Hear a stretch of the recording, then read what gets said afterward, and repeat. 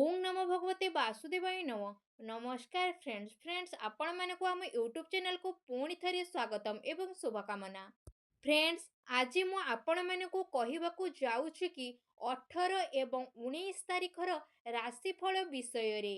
हाँ आज्ञा आपण मानकर एही दिन मानकर कौन साब्यस्त हेबो केमिति दिनटी आपण माने अतिबाहित करिवे ता सहित विशेष भाव में कहबी कि आपण मानक केउ सबु जिनिस रे आपण मानक फायदा मध्य हेबो केउ सबु जिनिस रे आपण मानक सावधानता अवलंबन करिबा पई किना पड़िबो आउ ता सहित आपण मानकर लव लाइन किपरि भाव में रहइबो कैरियर किपरि भाव में रहइबो आउ आपण मानकर बिजनेस एवं व्यापार मध्य किपरि भाव में रहइबो ताठारु सबुठारु गुरुत्वपूर्ण कि आपण मानक स्वास्थ्यर किछि महत्वपूर्ण इनफॉरमेशन मध्य मु आपण मानकु देबी आउ सबुदिन परिकिना आपण मानक पई वीडियो शेष रे गुटी उपाय मध्य आपण मानकु जणेबी जहा द्वारा आपण मानकर एई 18 एवं 19 तारिखर दिन बहुत ही भल भाबरे कटि जीवो सबुदिन परि आपनको मोर गोटे रिक्वेस्ट कि आपण माने जदि ए चैनल रे नुआ अछंती तेबे एबे ही जाइकिना सब्सक्राइब करंतु एवं पाखरे थिबा बेल आइकन को मध्य क्लिक करंतु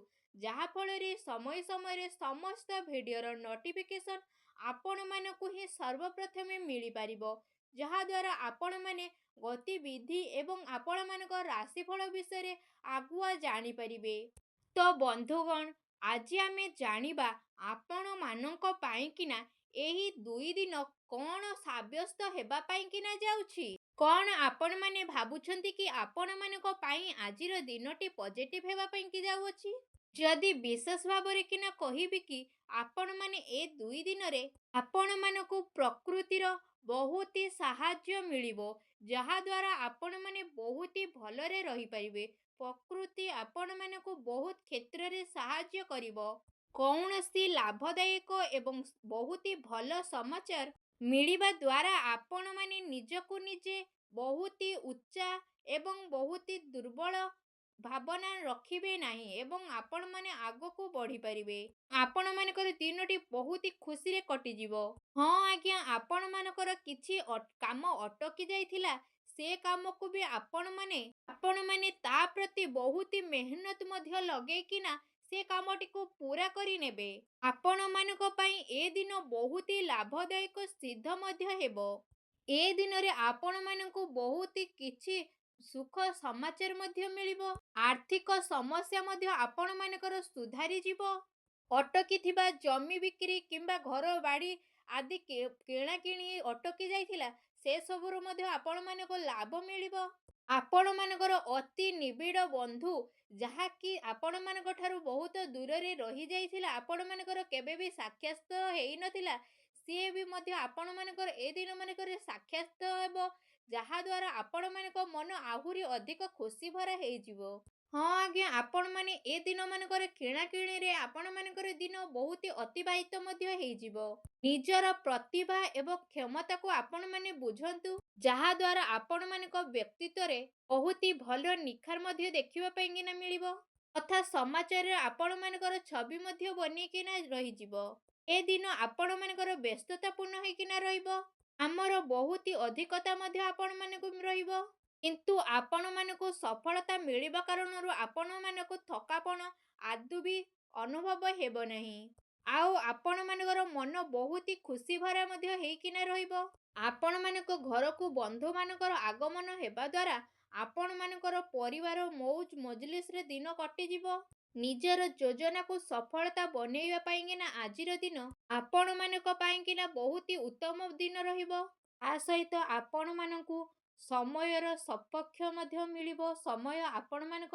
सपक्ष रे मध्य रहिबो ता द्वारा आपण माने भरपूर उपयोग मध्य करि पारिबे आपण मानकर भल काम द्वारा आपण माने लोक मानकर बहुत ही प्रशंसा मध्य आदरी नेबे आसंतु एबे जानिबा आपण मानकर ए दुई दिन रे कोन नेगेटिव मध्य रहिबो ए दिन मानकर आपण माने क्रोध एवं तर्तरपण रुकिना आपण माने दूरे किना रुहंतु नचे आपण मानकु जेउ सब सफलता मिलिबाकु जाउथिला तार व्यघत मध्य घटी पारे आपण मानकर ए दिन मानकर पड़ोसी मानक सहित कौनसी वाद विवाद हेबार संभावना मध्य बनुअछि ତେଣୁ ଆପଣମାନେ ସତର୍କତା ହୋଇକିନା ରୁହନ୍ତୁ। ଆପଣମାନେ ନିଜ କାମ ପ୍ରତି ଧ୍ୟାନ ଦିଅନ୍ତୁ।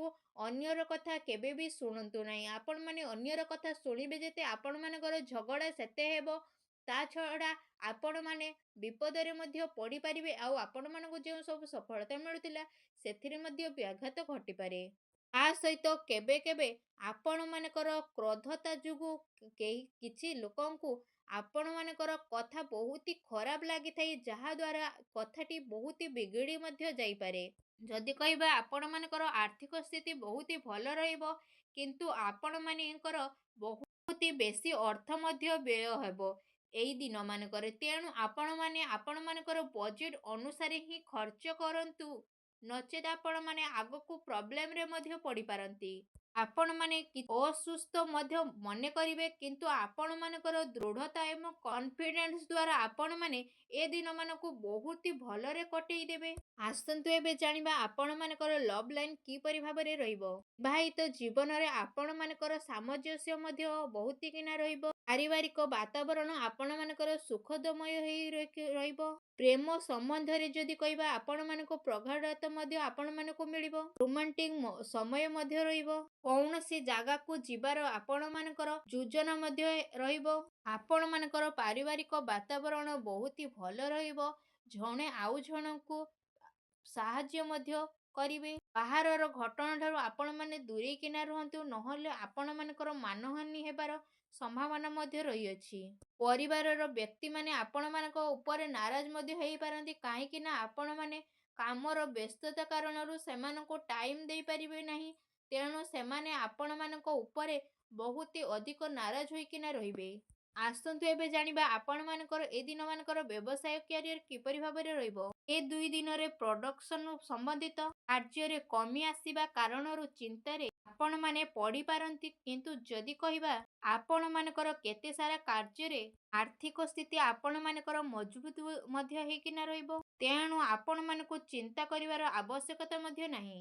କୌଣସି ଉଚ୍ଚ ଅଧିକାରୀଙ୍କ ସହଯୋଗ ଆପଣମାନଙ୍କୁ କାର୍ଯ୍ୟରେ ମନ ମୁତାବକ ସଫଳତା ମଧ୍ୟ ପ୍ରଦାନ କରିବ। ଏହା ସହିତ କୌଣସି ବଡ଼ ଅର୍ଡର ମଧ୍ୟ ମିଳିବାର ସମ୍ଭାବନା ମଧ୍ୟ ବନୁଅଛି। ସରକାରୀ ସେବାୟତ ବ୍ୟକ୍ତିମାନଙ୍କ ପାଇଁ ମଧ୍ୟ କାମର ଅଧିକ ବୋଝ ମଧ୍ୟ ରହିବ। ତା ସହିତ କାର୍ଯ୍ୟକ୍ଷେତ୍ରରେ କୌଣସି ନିର୍ଣ୍ଣୟ ଆପଣମାନେ ଏକା ମଧ୍ୟ ନିଅନ୍ତୁ ନାହିଁ। ଆପଣମାନେ ଟିମ୍ କରିକିନା ଆପଣମାନେ କାର୍ଯ୍ୟଟିକୁ ପୂରା କରନ୍ତୁ। ଏହାଦ୍ୱାରା ଆପଣମାନଙ୍କର କାର୍ଯ୍ୟ ଉତ୍ତମ ହୋଇକିନା ରହିବ। ଚାକିରି କରୁଥିବା ବ୍ୟକ୍ତିମାନେ ସରକାରୀ କ୍ଷେତ୍ରରେ ଆପଣମାନେ ଫସି ପାରନ୍ତି, ତେଣୁ ଆପଣମାନେ ସାବଧାନତା ହେଇକିନା ରୁହନ୍ତୁ। ବ୍ୟବସାୟିକ ପରିସ୍ଥିତି ଆପଣମାନଙ୍କର ଏ ଦିନମାନଙ୍କର ଅନୁକୂଳ ହେଇକିନା ରହିବ। ନିଜର ଧ୍ୟାନ ଆପଣମାନେ ବିଜନେସ୍ ଉପରେ ଧ୍ୟାନ କେନ୍ଦ୍ରିତ କରିକିନା ରଖନ୍ତୁ। ଆସନ୍ତୁ ଏବେ ଜାଣିବା ଆପଣମାନଙ୍କର ଏ ଦିନରେ ସ୍ୱାସ୍ଥ୍ୟ କିପରି ଭାବରେ ରହିବ। ଗ୍ୟାସ୍ ଏବଂ ଏସିଡିଟିର ପ୍ରୋବ୍ଲେମରେ ଆପଣମାନେ ରହିବେ। ତେଣୁ ଆପଣମାନେ ଖାଦ୍ୟପେୟ ଉପରେ ସଂଯମତା ହେଇକିନା ରଖନ୍ତୁ। ବ୍ୟବସ୍ଥିତ ଦିନଚର୍ଯ୍ୟା ରଖିବାର ଆପଣମାନଙ୍କୁ ବହୁତ ଆବଶ୍ୟକତା ମଧ୍ୟ ରହିଛି। ସ୍ୱାସ୍ଥ୍ୟ ମୌସୁମୀ କାରଣରୁ ଆପଣମାନଙ୍କୁ ଥକାପଣ ମଧ୍ୟ ଅନୁଭବ ହେବ ଏବଂ ଆପଣମାନେ ଚିନ୍ତାରେ ମଧ୍ୟ ରହିବେ। ତେଣୁ କରିକିନା ଆପଣମାନେ ଆପଣମାନଙ୍କର ଇମ୍ୟୁନିଟି ଷ୍ଟ୍ରେନ୍ଥକୁ ଆପଣମାନେ ଶକ୍ତ କରିକିନା ରଖନ୍ତୁ। ତା ସହିତ ଆପଣମାନେ ଆପଣମାନଙ୍କର ସ୍ୱାସ୍ଥ୍ୟକୁ ଆହୁରି ଅଧିକ ଭଲ ରଖିବା ପାଇଁ କିନା ଆପଣମାନେ ପ୍ରତ୍ୟେକ ଦିନ ଯୋଗ କରନ୍ତୁ, ବ୍ୟାୟାମ କରନ୍ତୁ ଏବଂ ସୁଖାସନ ନିହାତି ଭାବରେ କରନ୍ତୁ। ଆଉ ଆପଣମାନେ ସୁସ୍ଥ ମଧ୍ୟ ରୁହନ୍ତୁ। ଆସନ୍ତୁ ଏବେ ଜାଣିବା ଏ ଦିନମାନଙ୍କର କ'ଣ ବିଶେଷ ଉପାୟ ମଧ୍ୟ ରହିଅଛି। ଏ ଦିନମାନଙ୍କରେ ଆପଣମାନେ ସ୍ନାନ ଆଦି ବିଶେଷ ଭାବରେ କରିସାରିଲା ପରେ ଭଗବାନ ଜୟ ଜଗନ୍ନାଥଙ୍କୁ ତୁଳସୀର ଗୋଟେ ପତ୍ର ଚଢ଼ାନ୍ତୁ। ତା ସହିତ ସେଠି ବସିକିନା ଆପଣମାନେ ଜଗନ୍ନାଥଙ୍କର ପରିକ୍ରମା କରନ୍ତୁ ଏବଂ ତା ସହିତ ଆପଣମାନେ ଜଗନ୍ନାଥଙ୍କର ଭଜନ କୀର୍ତ୍ତନ ମଧ୍ୟ କରନ୍ତୁ। ଏହା କରିବା ଦ୍ୱାରା ଆପଣମାନଙ୍କର ଏ ଦିନ ବହୁତ ଭଲ ରହିବ।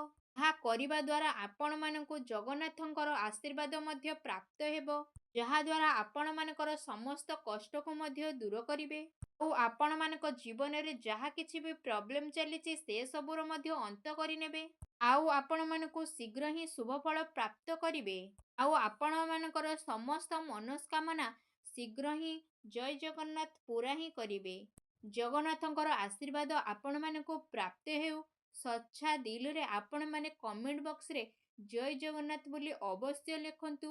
ଯଦି ଆପଣମାନଙ୍କୁ ଆଜିର ଏହି ଭିଡ଼ିଓଟି ଭଲ ଲାଗିଥାଏ ତେବେ ଆପଣମାନେ ଗୋଟେ ଲାଇକ୍ କରନ୍ତୁ ଏବଂ ସବସ୍କ୍ରାଇବ୍ କରିବାକୁ ଜମାରୁ ଭୁଲିବେନି।